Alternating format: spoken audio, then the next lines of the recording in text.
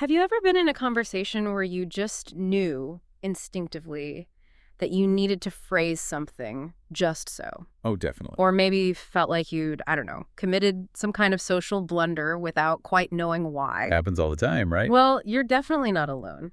Today, we're doing a deep dive into those really fascinating, often unspoken rules that govern our daily interactions. That whole hidden world. Exactly, the subtle, powerful world of speech etiquette and politeness strategies. We're looking at a source today that really unpacks these hidden codes, especially how they work in English communication. Yeah, it's quite revealing stuff. So our mission here really is to try and understand the fabric of today's language culture. Mhm. How does it reflect these broader societal things? We'll look at specific models of speech behavior. Hmm. And what's so interesting is that politeness isn't just, being nice. It's actually this complex, multi-layered strategy. Absolutely. It influences everything from just a quick sorry to, well, really profound condolences. And that's precisely why looking at everyday life through language is so crucial. It really gives us a window into how a society sees the world. How so? Well, it shows how mass communication actually shapes our behavior and even how our daily chatter connects to what we think of as high culture. Huh. Interesting connection. Yeah, language in this sense, it's more than just words. It's kind of a mirror reflecting these cultural codes that can even impact, believe it or not, a person's social standing. Wow. It's a really powerful tool for decoding all that unspoken stuff. Okay, so let's unpack this a bit more then. What exactly is speech etiquette? I mean, the source defines it as a really essential part of culture, behavior, human communication. Right. It embodies all those social relationships and norms. Think about those phrases we use constantly without a second thought. Welcome, or how do you do? Thank you. Thank you. Exactly. They're all loaded with etiquette. And what's really striking is the origin of the word etiquette itself. It actually Mhm. came into English from French around the mid-18th century. Or that late. Yeah, roughly 1740, 1750. It stems from eti, which meant to attach or to stick. To stick, how does that relate? Well, initially, it literally referred to small cards labels, almost with written instructions. Instructions for what? How to behave properly at court, for instance. Or even instructions stuck on soldiers' billets about their lodgings. So like little rule cards. Exactly. Etiquette was literally about sticking to the rules. That's fascinating. And how did these rules sort of spread? Well, back in the early 18th century, you had these popular periodicals Yeah. like The Spectator, The Tatler. Ah, yeah, I've heard of those. They essentially became early how-to guides. They were teaching proper conversation, what subjects were appropriate for educated gentlemen. So self-help guides for the elite. Kind of. Yeah. And Henry Hitchings, he's a British writer, he points out something really interesting. One of the first times etiquette pops up as a formal code of conduct, like self-control. Yeah. It was in letters written by Philip Stanhope, the 4th Earl of Chesterfield, to his son. So a dad writing a rule book for his kid on how to be a proper gentleman. Pretty much. A personal playbook. That historical context then leads us to a really important modern distinction, right? Yes, exactly. Hitchings clarifies that manners and etiquette aren't quite the same. Okay, how so? Manners are the broader principles, the general idea of good behavior. Etiquette refers to the specific actions that express those principles. Ah, so manners are the why, etiquette is the how. You could put it that way.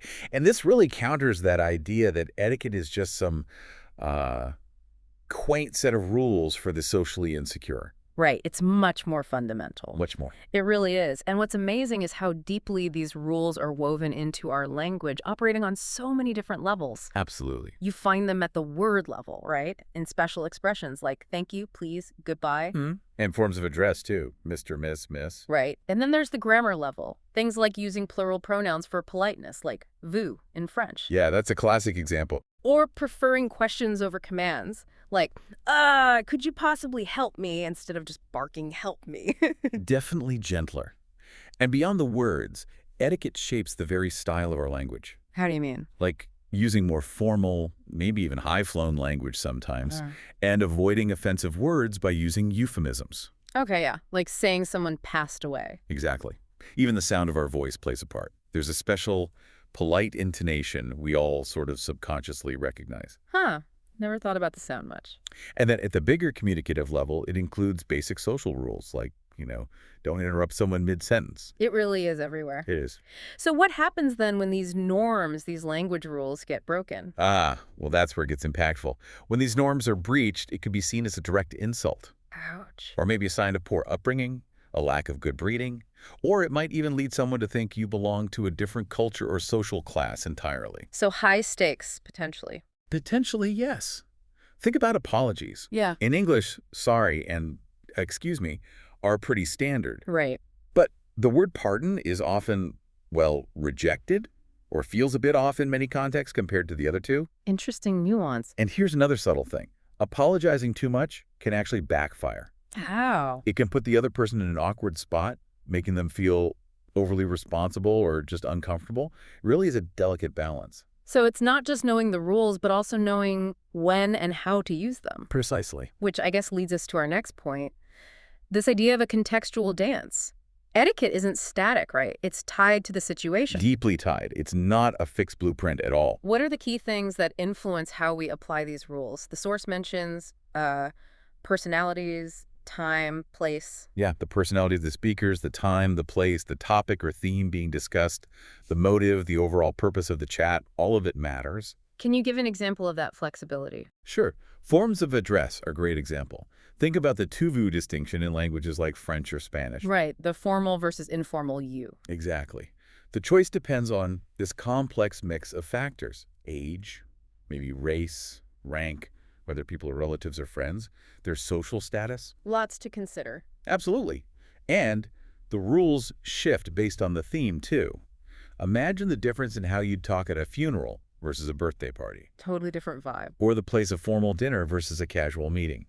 The context really dictates the linguistic choices we make, consciously or not. And all this complexity, it serves different functions, doesn't it? It's not just for show. Oh, definitely not. Speech etiquette is incredibly pragmatic. It helps us, establish contact, get someone's attention. Make that initial connection. Right. It helps individualize communicants, show respect or reverence, signal whether an event is friendly or superficial. Sets the tone. Exactly. It helps create a favorable atmosphere, and ultimately, it's about positively influencing the person you're talking with. It really is a social lubricant. Okay, let's dig into this a bit more now, specifically with English, because a lot of researchers seem to agree that politeness is, well, a very typical feature of English behavior. And often comes up, yes. Kate Fox, she's a social anthropologist, right? She noted that while foreigners often found the English maybe a bit reserved, Standoffish sometimes? yeah, they were still consistently impressed by their courtesy. That's a common observation. Mm-hmm. And it brings us to a really foundational concept in politeness theory, the negative politeness rule. Negative politeness sounds negative. Yeah, the name is a bit misleading. It isn't about being negative in tone. It's actually about respecting other people's need not to be intruded upon or imposed upon, their desire for autonomy. Ah, okay. Respecting boundaries. Precisely. You see this reflected in things like the behavior on public transport in England. That standoffishness many foreigners notice. Yeah. It's often actually a deep cultural code of consideration. People mind their own business because they assume you value your privacy, so they politely ignore you. So it's not rudeness, it's politeness. In that cultural context, yes, it's respecting personal space, both physical and sort of psychological. How does that translate into language then? Well, it leads to a strong preference for indirect speech acts. It's all about protecting what linguists call face, your public self-image, your desire not to be imposed upon. So avoiding directness. Very much so. For example, instead of a blunt order like shut the door, an English speaker would almost always prefer something softer. Like, will you shut the door, please? Yeah. Or maybe even more tentative. Would you shut the door, please? adding layers of politeness. Exactly. And the highest form of this negative politeness is often an implicit request. It might be hidden inside just an affirmative statement, Like what? like saying, gosh, there's a bit of a draft in here. Aha, implying shut the door without actually saying it. Precisely. The presupposition is shut the door, please, but it's never explicitly stated. Super indirect. It really is all about that subtle indirectness. Now, you mentioned negative politeness. Is there a positive version? Yes, there is. That's the positive politeness rule. This is where the speaker aims to show understanding, approval, maybe share the hearer's interests, build rapport. So less about non-intrusion, more about connection. Exactly. You often see it through the use of an inclusive we. How does that work? like saying, let's shut the door instead of you shut the door, or we really should close the door now. It creates a sense of shared action or opinion. Okay, I see. It can even soften prohibitions. Instead of, don't park here, you might hear something like, we don't really want to park here, do we? Making it seem like a shared decision. Kind of, yeah. It minimizes the face threat of the prohibition. Interesting. And this ties into other concepts too, right? Like absolute versus relative politeness. Yes, that brings us to Jeffrey Leach's ideas. He distinguished between absolute politeness and relative politeness. Okay, what's the difference? Absolute politeness refers to the inherent politeness level of certain speech acts. Some things are just inherently impolite, like orders, so politeness involves minimizing that impoliteness. Softening the blow. Right. And other things, like compliments or offers, are inherently polite, so you might maximize the politeness there. Okay, that's absolute. What about relative? Relative politeness is where culture really comes in. It highlights how politeness varies. For example, Japanese and Chinese cultures are often perceived by Europeans as being very polite. Mm-hmm. And the British themselves are sometimes seen by others as excessively polite, maybe even seeming insincere, especially when asking for favors. So politeness isn't universal, it's judged relatively. Exactly. And this variability isn't just between big cultures, but also within societies based on age, social status, class, all sorts of things. Right. And speaking of British politeness, what really stands out, and the source highlights this, is the whole sorry phenomenon. Ah, yes.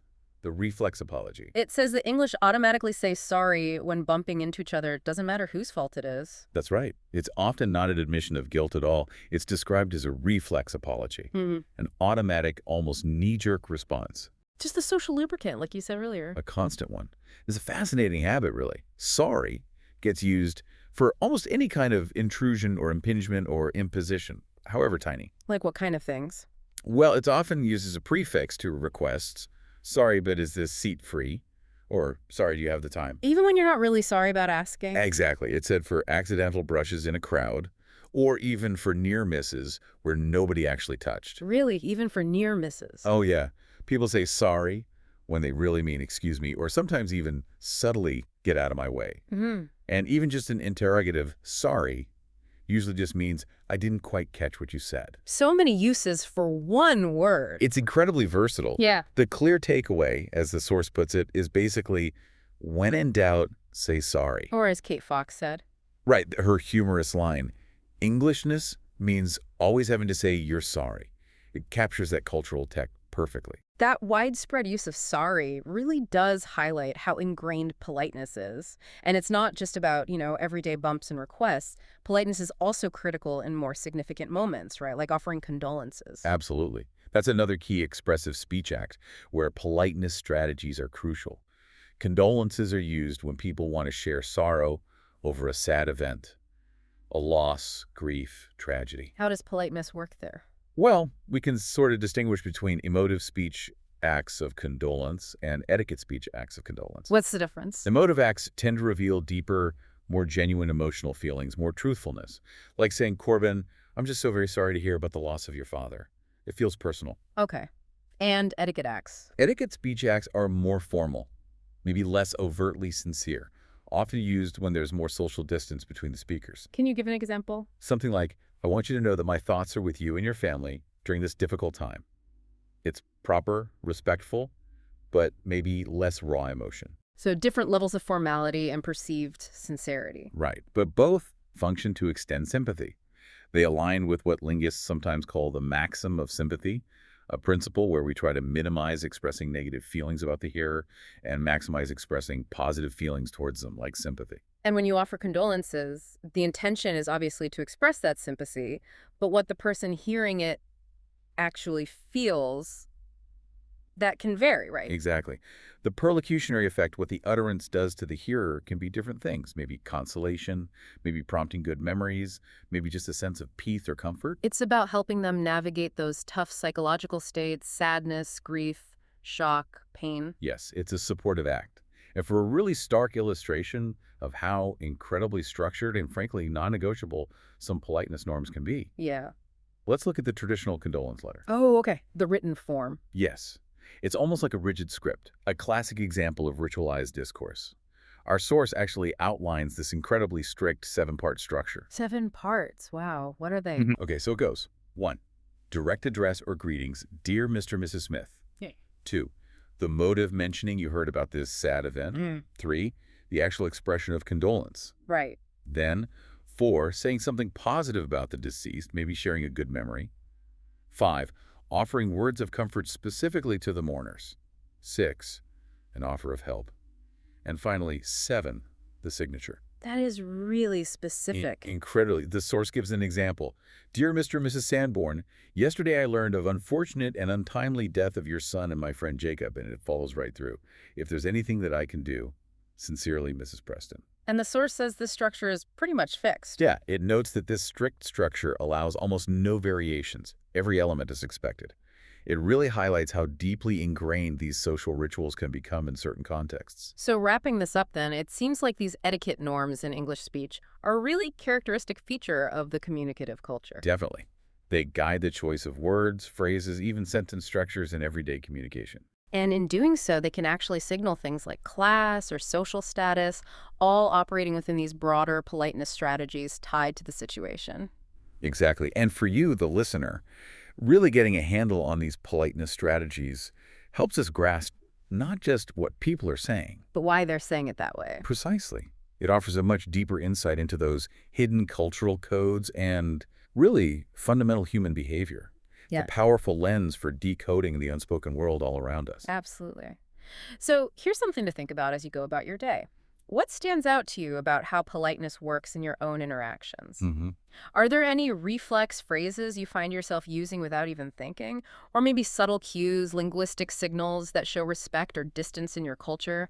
How might being more aware of these unspoken rules actually change how you interpret the communication happening around you?